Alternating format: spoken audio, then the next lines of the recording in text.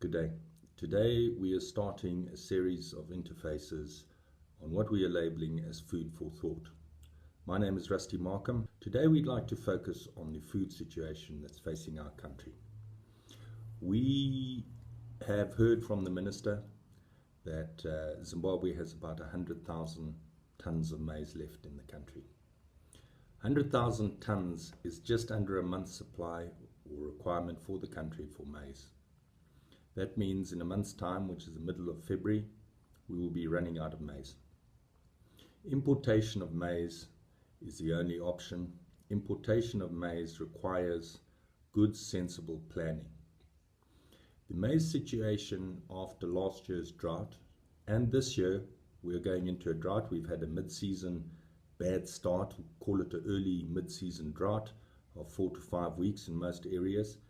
So the maize is not going to be anything like what is required for the season.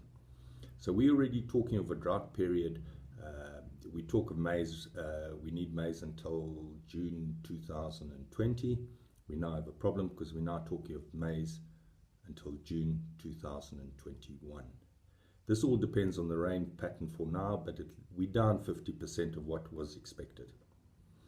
This is a very dire situation for the country. Now, on the maize imports, we have a major issue with maize imports. One, the country fiscus can't carry the imports. We obviously rely very heavy on our friends, the donor community, the international funding agencies, and warning them and telling them what we have and what we're going to do. The first issue we have, or this country has, is that the Grain Marketing Board has not been forthcoming with what it has in stock.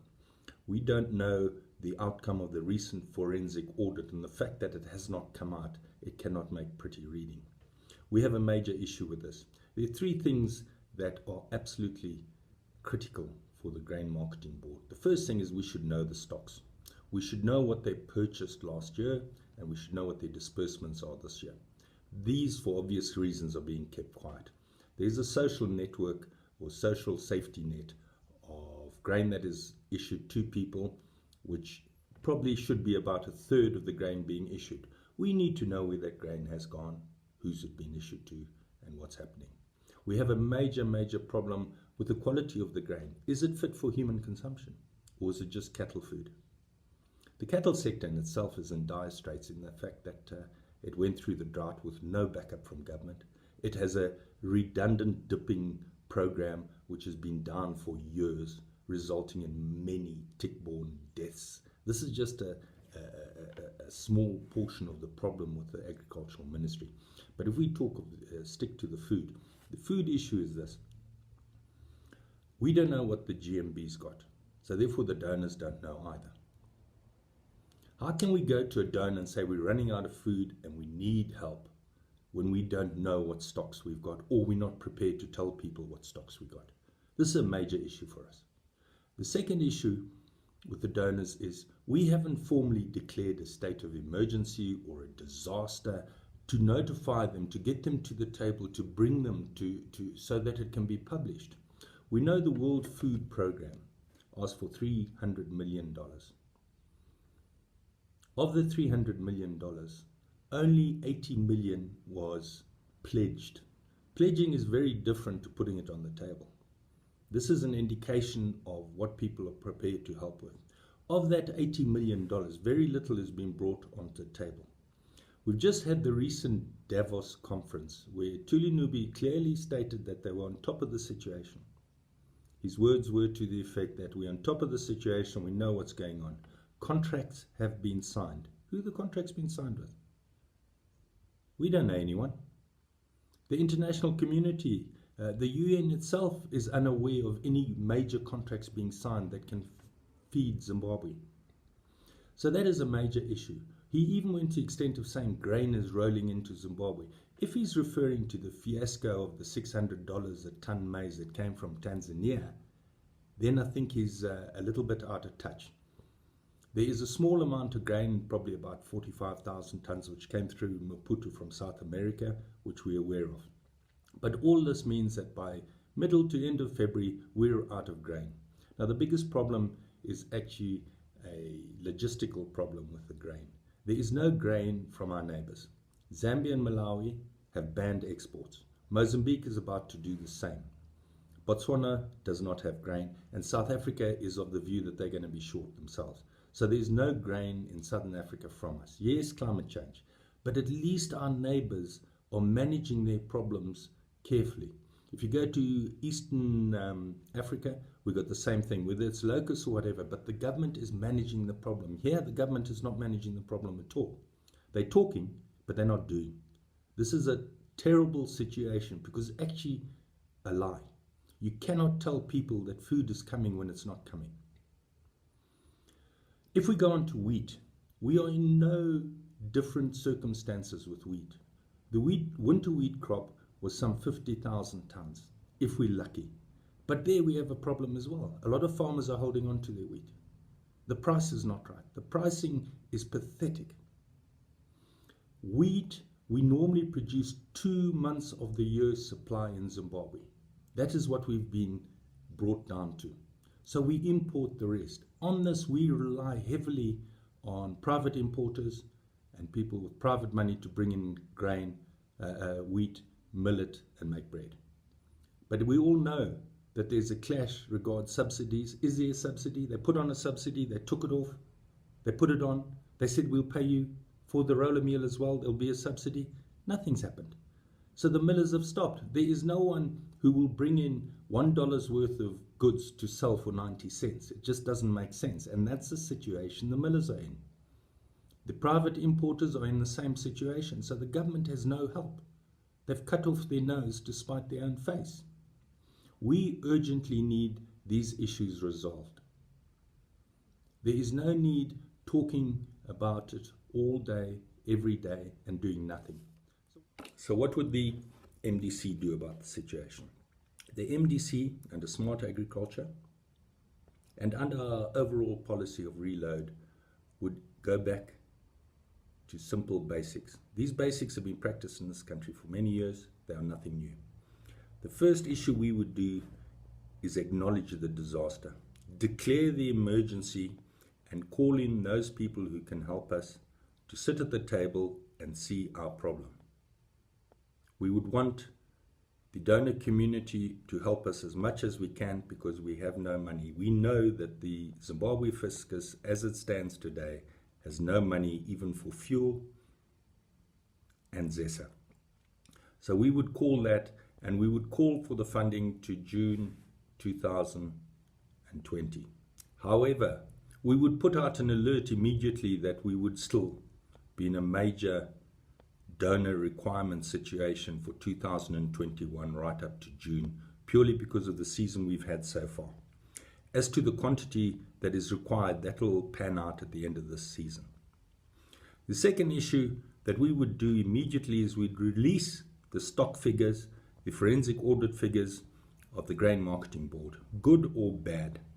It is imperative that when we sit down with the donors, that we know, one, where we are, they know, and we have an open book policy, and it is transparent and accountable.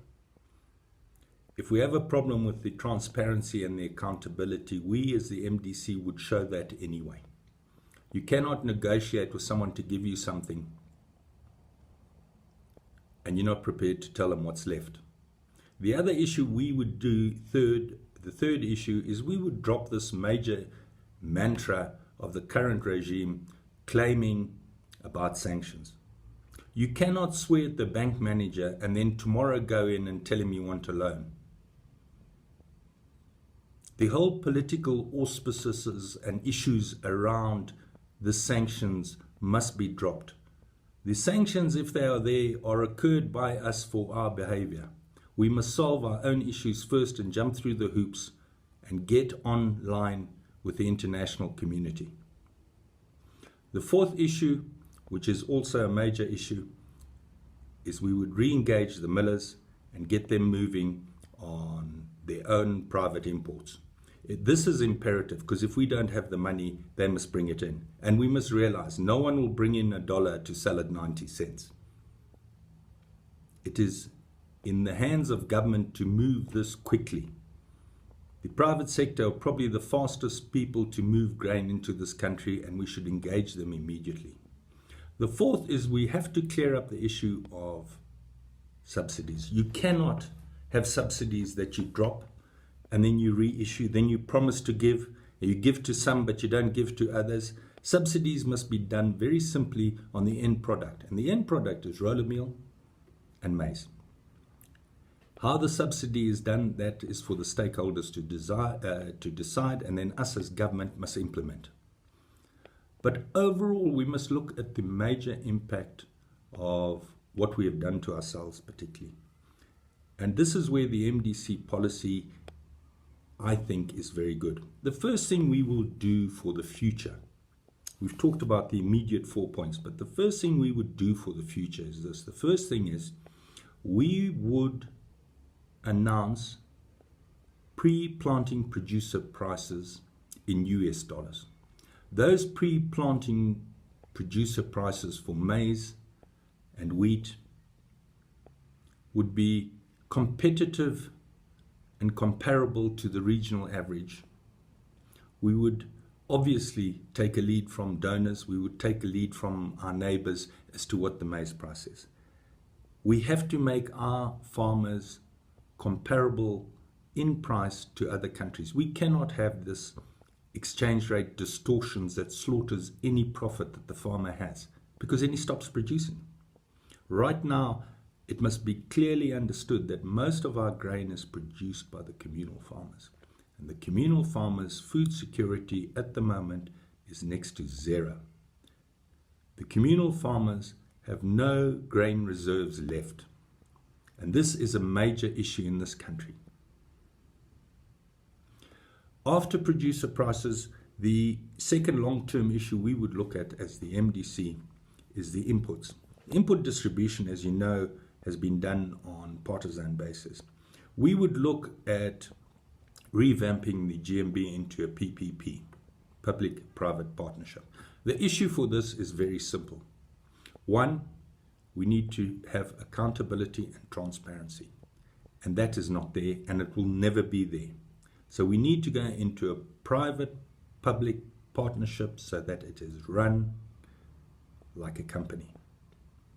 But the main reason for doing this is to get rid of the corruption. The corruption is so endemic in the GMB, if government gets involved, it will be politicized. So it is best that government sit back as a partner with a PPP and they run it.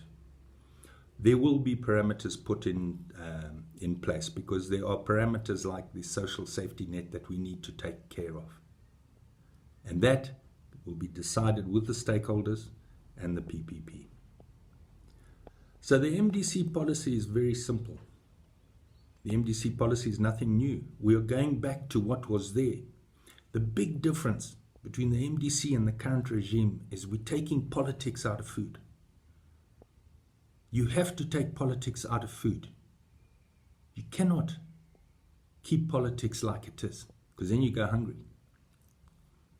The last thing that our policy will do is there is going to be security. There will be grain security, there will be security, there will be transparency, so that we all understand where we're going. So I look forward to engaging you on our next Food for Thought program, which will be out in about a week. And in that Food for Thought program, we're going to look at the issue of command agriculture. Herein lies our nemesis. I thank you for being so patient.